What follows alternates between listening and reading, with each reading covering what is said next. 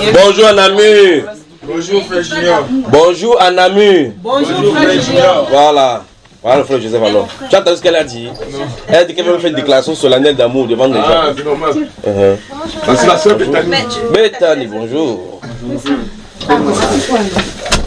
Bethany. Bethany, ça veut dire la maison des dates. Bonne arrivée. On peut commencer ce matin? Oui. On peut prier alors? Inclinons nos têtes et prions. Père, nous te sommes reconnaissants pour ta grâce, pour ta bienveillance. Merci pour cet autre jour que tu nous donnes de passer dans cette maison, cette merveilleuse maison en communion fraternelle.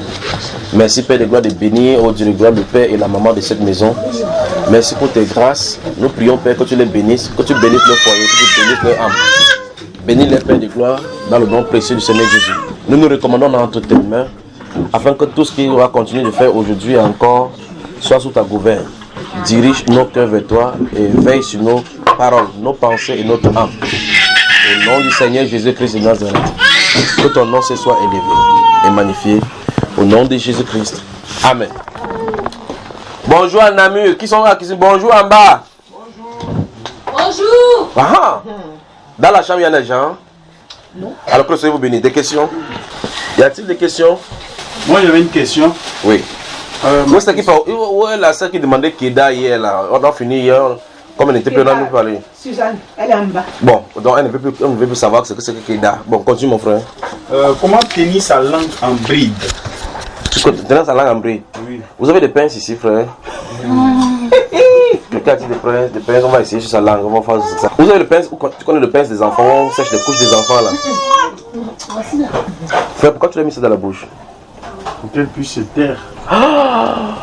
Donc, ça veut dire quand lui mettait ça dans la bouche, sa langue se tait. Ouais. Donc, si tu viens de tenir sa langue en bride. Donc, tu vois que tu savais comment tenir les langues en bride et tu me poses la question comment tenir la langue en bride. Donc, comme tu as fait pour la jeune enfant, c'est comme ça qu'il faut faire aussi pour nous. Mais tu vois? Pour moi, qu'est-ce que je mets dans la bouche alors? Voilà, c'est la bonne question là-bas. Si tu vois que tu marches, que tu bavardes, tu prends le torchon, tu enfonces dans ta bouche. Tu restes comme ça.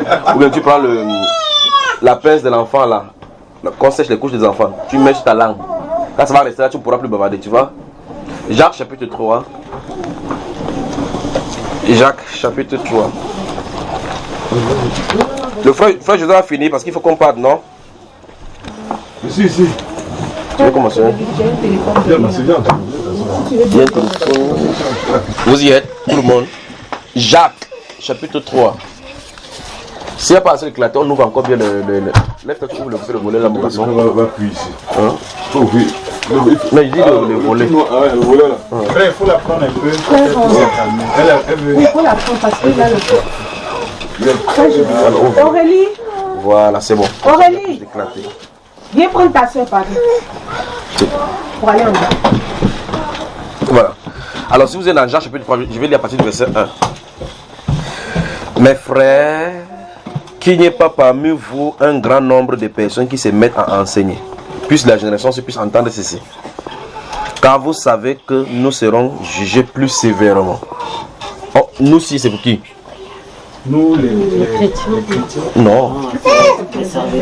Pour les enseignants. Ceux qui enseignent, voilà. Vous voyez? Et la personne qui écrit comme ça, c'est un enseignant. Et il dit comme ça, il s'inclut.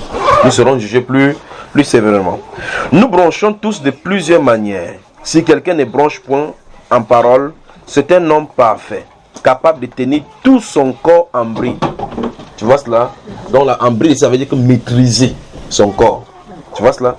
Si nous mettons le mort dans la bouche des cheveux pour qu'ils nous obéissent, nous dirigeons aussi leur corps tout entier. Effectivement, quand vous voyez les cheveux, quand on monte, ces choses-là qu'on met au-dessus d'eux, celui qui monte derrière les cheveux, avec ça, il tient cela entre les mains, il dit tiens, le cheval court. Or, le cheval est tellement fort, on dirige seulement avec la chose qu'on a mis sur sa langue, sur sa bouche. Maintenant, voici, verset 4, voici même les navires qui sont si grands et que poussent les vents impétueux, sont dirigés par un très petit gouvernail au gré du pilote. Et vous voyez, le pilote, il peut tourner ça avec son doigt comme ça. Le grand navire va dans une direction et une autre. Vous voyez? Verset 5. De même. Maintenant, ça veut dire qu'il vient de faire une comparaison entre le gouvernail et le grand navire avec la petite langue et toute notre grande vie. De même, la langue est un petit membre et elle se vante de grandes choses. Voici comme un petit feu peut embraser une grande forêt. Quoique, la langue aussi est un feu. C'est le monde de l'iniquité. C'est terrible, hein? La langue est placée parmi nos membres, souillant tout le corps et enflammant le cours de la vie, étant elle-même enflammée par la géhenne. Donc en fait, comme les gens disent souvent que l'enfer c'est sur la terre, c'est même pas sur la terre, c'est dans la bouche. Tu vois ça, frère? Quelqu'un te dit que je t'insulte comme ça, on te vend même à 1 euro, on ne t'achète pas. Tu comprends ce que ça veut dire? Toutes les espèces de bêtes et d'oiseaux, de reptiles et d'animaux marins sont domptés et ont été domptés par la nature humaine. Mais la langue, maintenant écoutez très attentivement, aucun homme ne peut la dompter. Ça veut dire que d'après ce verset, c'est impossible de dompter sa langue. Pas vrai, frère? N'est-ce pas, frère? Voilà. C'est un mal qu'on ne peut réprimer. Ça veut dire qu'en réalité, il y a un mal dans l'homme qu'on ne peut pas résoudre. C'est une équation insoluble. Elle est pleine d'un venin mortel. Par elle, nous bénissons le Seigneur notre Père, et par elle, nous maudissons les hommes faits à l'image de Dieu. De la même bouche sortent la bénédiction et la malédiction. Puis il dit, il ne faut pas, mes frères, qu'il en soit ainsi. Comment il peut dire une chose et là, ici il dit qu'il ne faut pas qu'il en soit, puisqu'on ne peut pas réprimer ça. Donc tu vas toujours maudire, puis bénir Dieu. Tu vois cela? De la même bouche sortent la bénédiction et la malédiction. Verset 10 encore. Il ne faut pas, mes frères, qu'il en soit ainsi.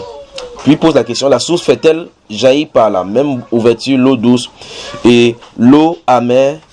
Un figuier, mes frères, peut-il produire des olives ou une vigne des figues? De l'eau salée ne peut pas non plus produire de l'eau douce. 1 Pierre, tous à côté après cela. 1 Pierre.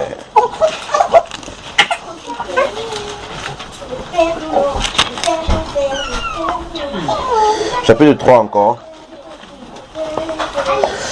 1 Pierre chapitre 3. Nous sommes dans Jacques chapitre 3. Maintenant 1 Pierre chapitre 3. Maintenant regardons à partir du verset 10. Suivez très attentivement. À partir du verset 10. Vous y peux y aller. Si quelqu'un en effet veut aimer la vie et voir des jours heureux, qu'il préserve sa langue du mal et ses lèvres des paroles trompeuses, qu'il s'éloigne du mal et fasse le bien, qu'il recherche la paix et la poursuive, car les yeux du Seigneur sont sur les justes et ses oreilles sont attentives à leurs prières. Maintenant, nous avons un dilemme ici maintenant. Jacques vient de dire que cette langue-là, aucun homme ne peut maîtriser cette situation-là. Donc ça veut dire que ça va seulement consommer jusqu'à l'enfer. N'est-ce pas? Pierre vient de dire ici que si quelqu'un veut avoir des jours heureux, il doit faire quoi, frère? Qu'il préserve sa langue du mal. Bon, l'autre serviteur dit c'est un mal qu'on ne peut réprimer. Celui-ci dit que si vous voulez avoir une vie heureuse, il faut préserver sa langue du mal. Quelle est la solution? Allons dans le livre d'Éphésiens, chapitre 5. Éphésiens, prenons le chapitre 4 d'abord. Éphésiens. Que Dieu vous bénisse, que Dieu bénisse.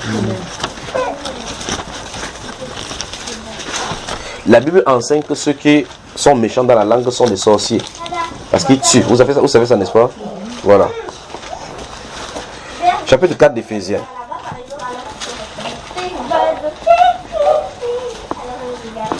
Éphésiens chapitre 4, le verset 29.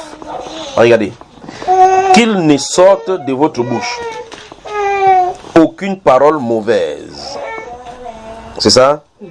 Mais s'il y a lieu, quelques bonnes paroles qui servent à l'édification et communiquent une grâce à ceux qui l'entendent. Chapitre 5. Versets 3 et 4. On y va? Voilà. Que l'impudicité, qu'aucune espèce d'impurité et que la cupidité ne soit même pas nommée parmi vous ainsi qu'il convient à des saints. Qu'on n'entende ni paroles déshonnêtes, ni propos insensés, ni plaisanteries, choses qui sont contraires à la bienséance, qu'on entende plutôt des actions de grâce. Puis on dit, car sachez-le, mes frères, verset 5, sachez-le bien, aucun impudique ou impur ou cupide, c'est-à-dire idolâtre, n'a d'héritage dans le royaume de Christ et de Dieu. Amen. Alors nous avons des problèmes ici là maintenant. Ça veut dire qu'en réalité, quelqu'un peut dire Amen, Alléluia, Amen, Alléluia. C'est tourné, il maudit quelqu'un avec sa même bouche où sort la bénédiction et la malédiction. Et la Bible dit qu'il ne faut pas qu'il en soit ainsi.